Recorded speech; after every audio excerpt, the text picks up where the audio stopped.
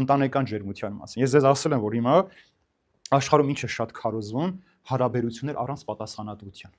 Նոր այսպեսի շարժում է սկսել, տղան աղջիկը իրար հավանում են, պետք չի ամուսնանել, կարող են իրար քնել, մի տան մեջ ապրել, իրար հետ միասին աշխատանքի գնալ գալ, եթե սիրեն հանկարծ այդ ընթացքում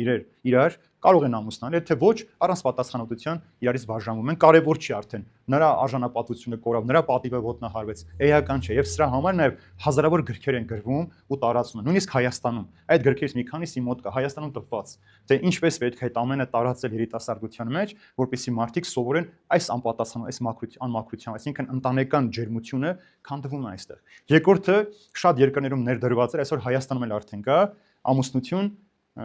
պայմանագրով, այսինքն պայմանագիր ենք ստորագրում իրար հետ, թե բաժանվելուց ով ինչ պիտի իր հետ վերցնի կամ ինչ պիտի տանի, այսինքն դեռ չամուսնացած, ընտանիք չդարձած, իրենք արդեն հաշվարկով ամուսնանում են, որ ով ինչ պիտի տանի։ Սա էլ այդ սրբությունը ոտնահարել է։ Երկրորդը, երբ որ ասում են, մեկ ասում է իմ մարմինը իմն է, ես ինչ կուզեմ այդ մարմնի հետ կանեմ։ Այսօր սա է նաև սովորեցնում, որ քո ծնող իրավունք չունի քեզ ասել դու ինչպես անես, դու ազատ մարդ ես։ Դրա համար շատ հաճախ մեր տներում մեր երեխաները մեզ կարող են ասել, սպասում եմ 18-ից լռանա, պրծնեմ ձեզանից։